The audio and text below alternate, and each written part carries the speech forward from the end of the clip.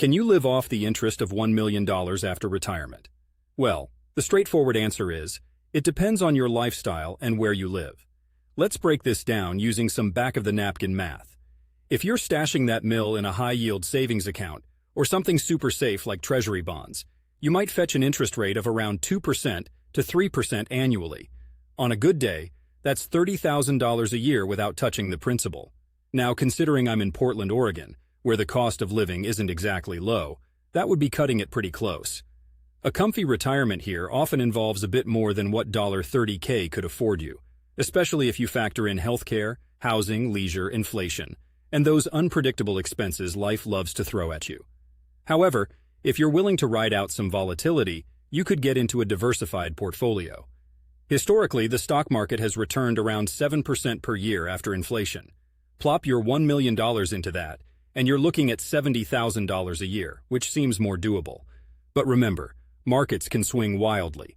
You could have less money than you started with in a year like 2008. Retiring ain't what it used to be. Pensions are as rare as hen's teeth, and the cost of living keeps climbing like it's been pumped full of fiscal steroids. Plus, let's talk about longevity. People are clocking out later and later these days, meaning that $1 million has to stretch further. It's a cruel irony of improving healthcare.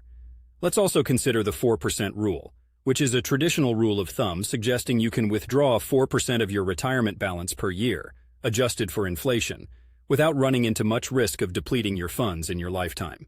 With $1 million, that gives you $40,000 a year. But even this isn't a guarantee. It's based on historical data, and none of us has a crystal ball. Well, a reliable one anyway. To sum up, living off the interest of $1 million is a tightrope walk.